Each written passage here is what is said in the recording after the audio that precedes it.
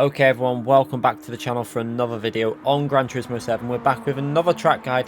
For this week's guide, we are at Road Atlanta, the new track on Gran Turismo 7, and we are driving the MX5 touring car. This is the current daily race C for this week, and it is an incredibly tricky combination. There's a few track limit issues you need to pay attention to.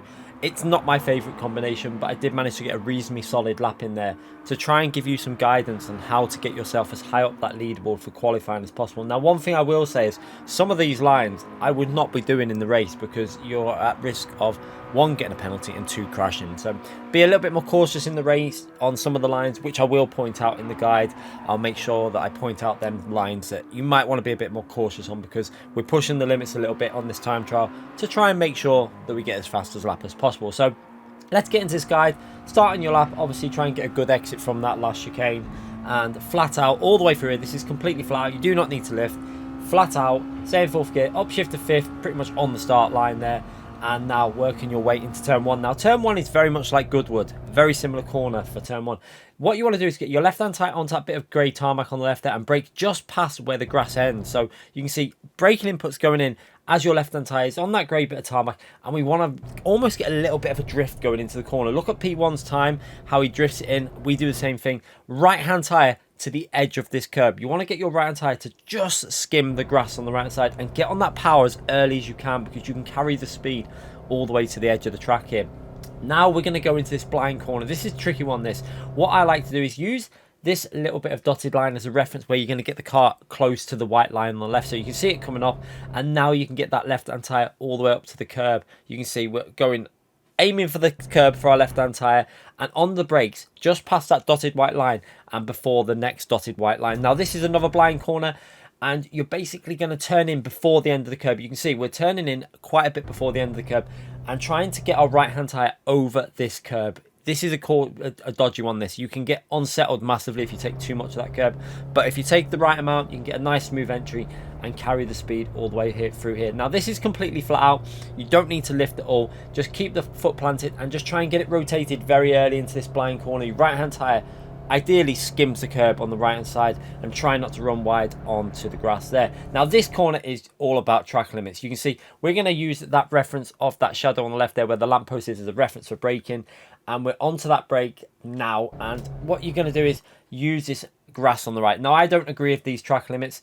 This is the way the game is, and this is why it confuses me with the penalty system, because this isn't a penalty using the grass like this, but other stuff is. So all the way out to the right, that helps widen the line in. Then you can get on the throttle super early and get up to fourth gear early, and you can actually get away with extending a bit on the right hand side because of that line that you've took into the corner. Now this gains you a good tenth or two. You can see as we go over the sector split, we're going to do a 32.3. Now it gains you at least a tenth by doing that line, so you do need to do it for time trial, but I would not do that line in the race. It is too risky. Play it safe on that race in the race and just use the curbs. Now for this corner here, we're going to be braking before the 200 board. I also use the white line as a reference, just making sure I'm braking before that.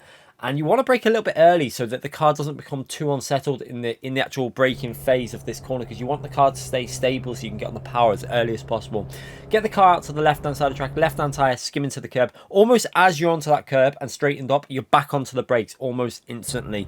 So make sure you're early on the brakes. Right hand tyre, again, use the curb. If you can get this right hand tyre onto this curb, you'll find that it rotates and you can actually get a really smooth exit on the power. So you see on the power, and I say upshift to third gear before we get to the curb, and now it's all about flat out all the way down the straight.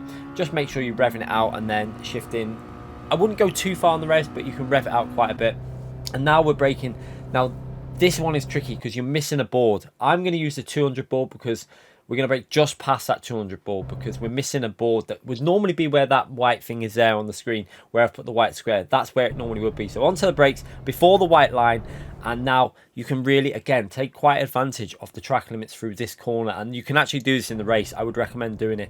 So left hand tyre over the dirt part of the curb, so right hand tyre just onto the curb. And again, you want to get your right hand tyre to almost skim that little bit of dirt and the curb on the right hand side. It will help rotate the car, and try and get on the power and try and stay on the power. You see I gave it a little safety lift there, almost lost the rear, lost quite a bit of time. You can see the ghost pulling away. I was actually on a really good lap at that point, probably onto a 0.7 I think overall, possibly would have been a 26.7, but lost a couple of attempts there, I think, on the exit where we just come a little bit unsettled. But yeah, let's watch that lap again from the chase camera at full speed, and I'll try and point this out again to you. So you can see, using the full width of the track, it's really good to use that extra bit of turning in to help you carry more speed through turn 1.